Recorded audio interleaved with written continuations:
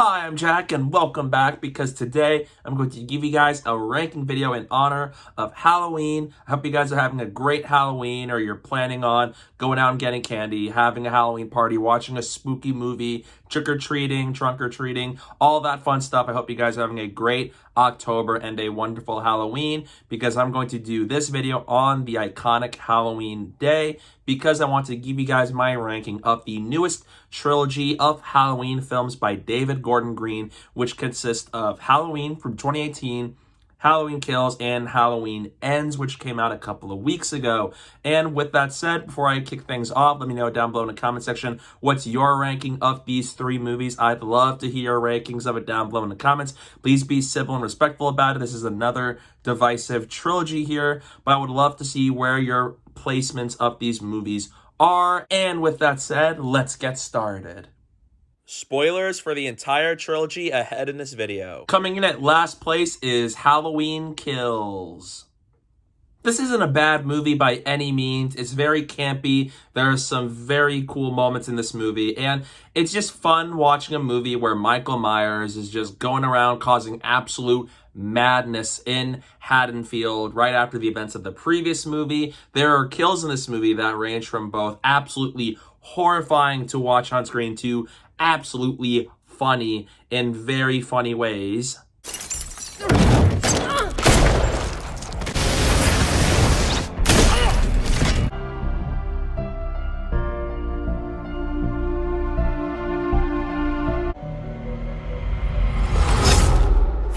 And it's all packed with a great score that's very haunting, with some tension sprinkled throughout the film. And you got a movie where it works very well as a turn-off-your-brain slasher flick where you watch Michael Myers spend 2 hours murdering people in Haddonfield while you got Laurie Strode stuck in a hospital, and the people of Haddonfield deciding to rise up against Michael because they are so sick of watching all of this stuff happen in the town. However, this movie has the weakest script of all the movies. Some of the messages it's trying to give doesn't quite always feel like they're very well executed here, especially with its message of mob mentality, aside from some funny dialogue here and there. Evil dies tonight! Evil dies tonight! All right. And I feel like Jamie Lee Curtis was very underutilized as Laurie Strode here, where I really liked her in the 2018 movie, and I feel like it was just a shame that she didn't really have that much to do in this movie because she was in a hospital the entire time, and there's no interaction between her and Michael once in this movie. This is the only movie in the trilogy where they don't really interact with one another, and some of the characters act really stupid for the sake of being stupid. There are a lot of moments every now and then where I sit there and I'm just like, don't do it, you're going to die. And they do it and they end up dying at Michael Myers' hands. And it feels like there's so many things that could have been avoided if the characters were being smart and logical, because there's a lot of that shown throughout this movie. A lot of characters are making the worst possible decisions you can make when you got Michael Myers slashing his way through Haddonfield.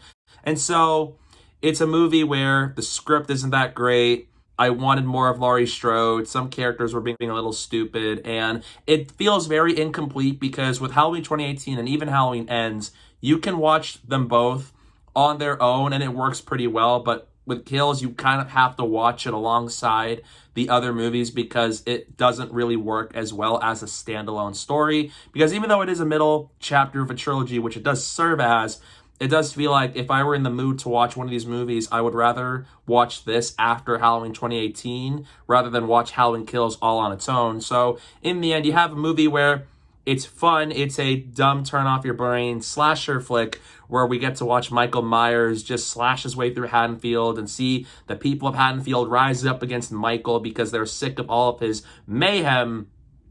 But it's not a great movie necessarily. You got a lot of issues here and there with the story, and so as just how things progress with some of the characters making decisions, while it does set things up for Halloween Ends to take place. In second place is the new guy on the block, Halloween Ends. This is an interesting movie in the trilogy for me because there are elements of this movie that I do really appreciate. I was satisfied by the way the movie ended, But I wouldn't go as far as to say that it is an amazing conclusion to the Halloween trilogy here or the Halloween franchise as a whole either, because they brought in a new character with Corey Cunningham and made it your entire main storyline. And for this being your main storyline for your final installment in the trilogy and potentially the whole Halloween franchise, I don't know if this was the right way to go. Like, I love that they did try to take risks and take chances to do something very subversive and interesting.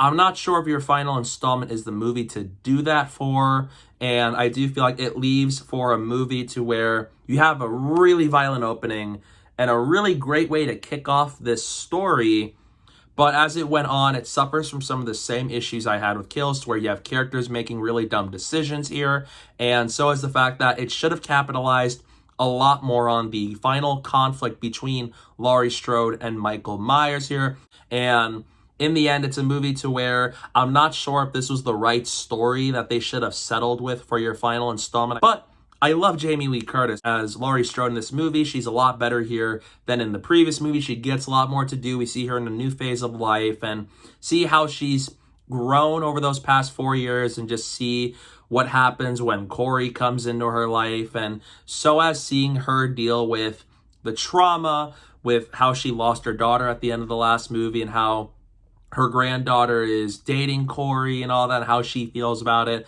And so is Corey, because I will admit there are great ideas within Corey's storyline with the whole, oh, he accidentally killed a child by accident, and now the whole town hates him for it and makes fun of him for it.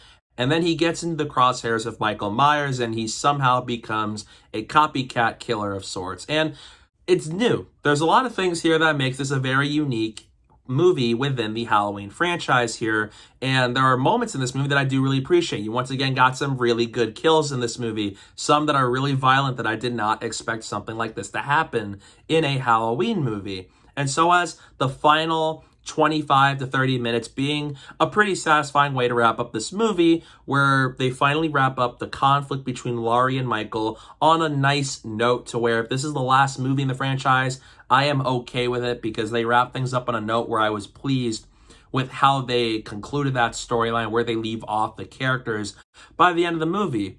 But I do feel like I wish they capitalized more on Laurie and Michael's final conflict here, because that is the main selling point of the Halloween movies, especially this trilogy. And I feel like the Corey Cunningham storyline, as good as it was, with some great ideas there, it should have just been an anthology film of sorts that does a separate story for its own movie rather than being your final installment in this trilogy.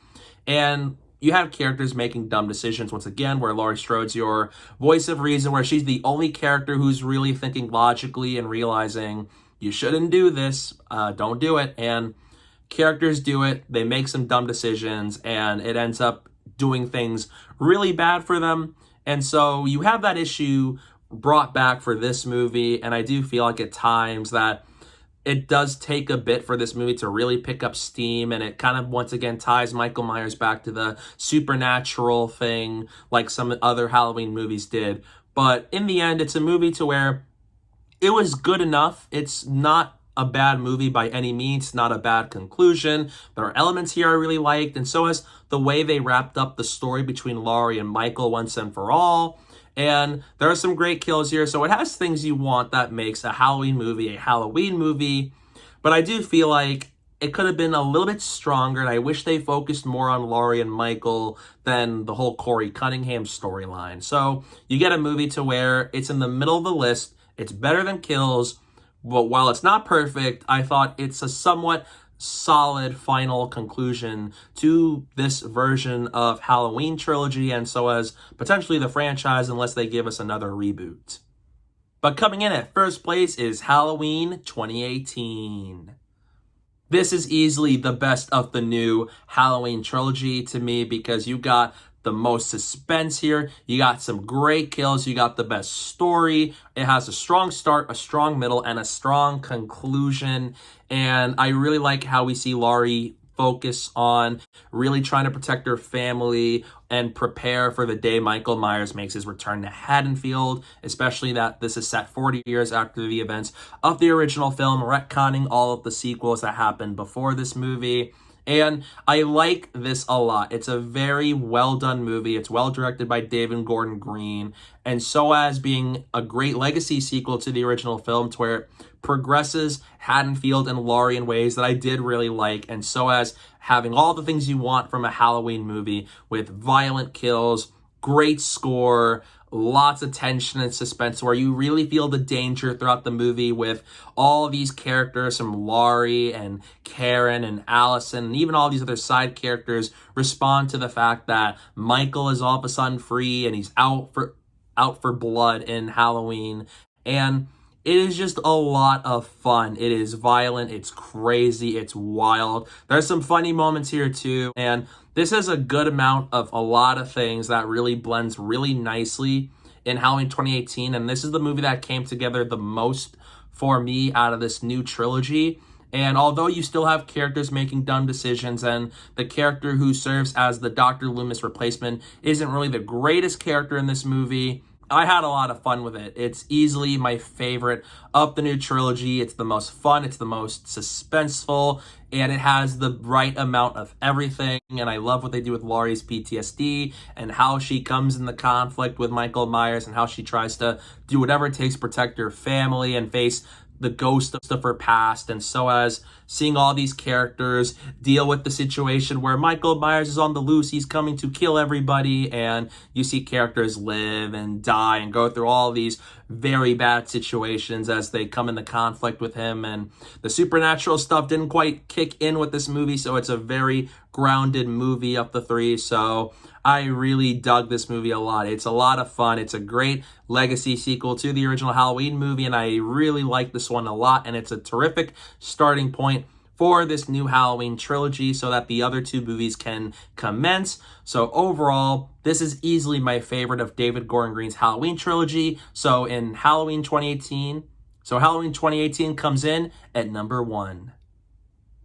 That's my ranking of David Gordon Green's Halloween trilogy from least favorite to favorite. What's your ranking? Let me know down below in the comment section. I'd love to hear your ranking down below in the comments, but please be respectful about it. We can all have different rankings and agree to disagree, but in a civil and polite manner. So let's just be civil in the comments when I see your rankings down below, because I would love to see your rankings of this new Halloween trilogy. And give me a point of reference. What would you want to see for the future of this franchise? Would you want to see a reboot? Do you hope they do something new? Drop that in the comments below. I'd love to see it. And stay tuned for some upcoming videos I have planned now that October is coming to an end and it's about to be November, and I'm looking forward to a lot of things coming up in the future. So please go stay tuned for all of that fun stuff coming your way really soon. And don't forget to follow me on social media. My username is down below at the bottom of the screen and in the description below. So please go do that while you're at it. And thank you guys so much for watching. And don't forget to hit that like button and the subscribe button. And have a happy Halloween.